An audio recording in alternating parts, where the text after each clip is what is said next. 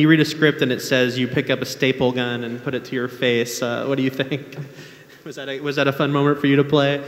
That whole episode was probably one of my top 3 favorite episodes, even though it just almost killed me, you know, with all the prosthetics and the all the stunts. It was, but looking back, I think it's probably my favorite episode, complete. And Josh, you got a show with a serialized nature to it, and there's always the debate of, you know, how much do you want to start quickly moving the story forward versus, you know, when you won't have anything left if you do that. What's your thoughts on when's the right time to sort of do a, you know, big push forward, and then when's time to wait? I mean, based on the response to the last couple episodes, I'm probably the wrong person to ask, I guess, about the pacing. But, you know, one of my favorite shows is The Wire, and, you know, right? Wouldn't you love to go to a WonderCon? Like, I mean, just imagine what people would dress like at the Wire, like, panel. It would be awesome. You killed Bubbles. Yeah, we did kill Bubbles. I know, and I was like, I tried to cast almost every Wire actor, you know. I mean, just imagine, like, Omar in the Ellison role. I mean, I tried. I mean, like, these are the things I tried to do. You know, I like to, I mean, I really like to, I mean, I don't like to move things too fast, and I mean, it's constantly an argument in the writer's room about, you know, how far and how much to reveal and in any given episode. I mean, one of the things about trying to do shows where you take the characters seriously in a fantastic setting is, if you kind of, for me, if you eat through so much plot, and not just plot, but character plot, it turned it into a soap opera, and you end up, all those twists and turns of those characters end up being meaningless. And I you know, and I've always really wanted to protect the characters and really earn their changes. And I think in doing so, I think I do sometimes slow the storytelling down, which you know, is not always the best thing commercially, I guess. But it's just the thing that I think instinctively I feel works best to examine these people and kind of take them very seriously. And you know, I mean, likewise, you don't want people to tune out, and it is Terminator, and you want to have enough, you know, Terminator in the show.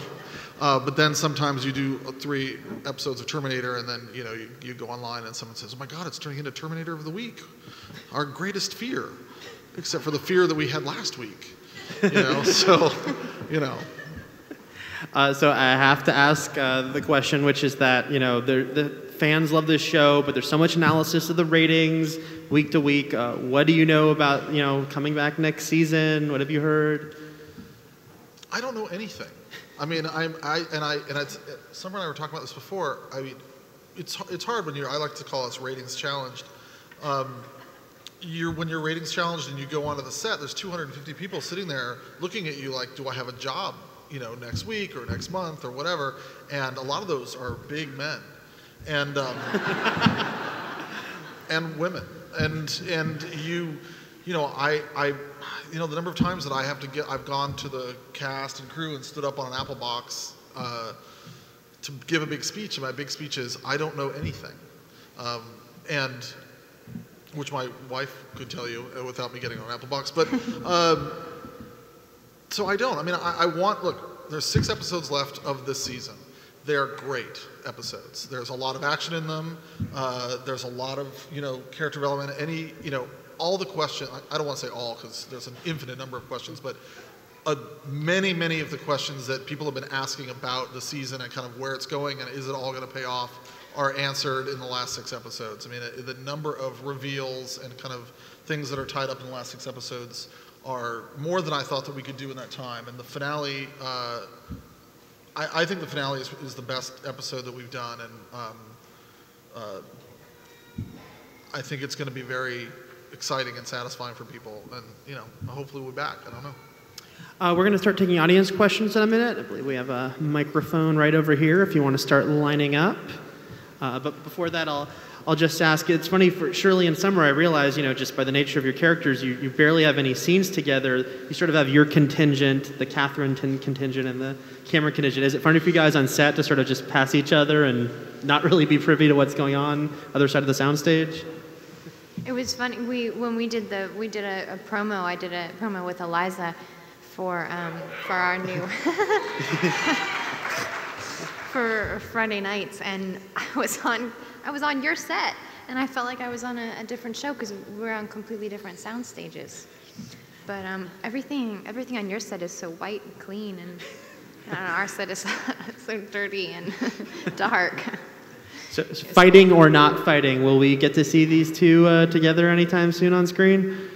Yes. Yeah, there is a scene. Yes, you will see them together. All right, so everybody has a scene with everybody. Everybody has a scene with everybody. We have we're going to go to audience questions now. I just want to preface it saying, please, guys, if you could make it a question and not a statement, and ask that the questions not include marriage proposals, hugs, pictures, etc. We just want to make sure all the fans are here. We're really glad these guys are here, and if we get questions, everyone would be glad to hear about. So yeah, let's start off with the first audience question. We all love Firefly. We all love Firefly. Let's just grant. We all love Firefly. We all love garbage. Yeah.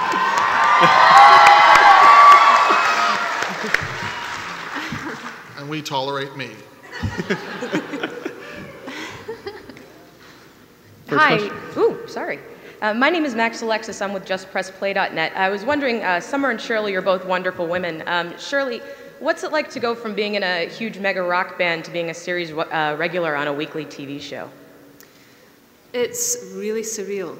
I mean, I've been making music since I was 15, so it's something that, you know, comes almost naturally to me at this point, and then to come onto a set for the first time in my life is like being taken back to kindergarten. It was scary and exciting, and but I felt like a real novice, and actually didn't understand a lot of the lingo that people were using, and I would look blankly at people when they'd say things like, "We're going to force you tonight."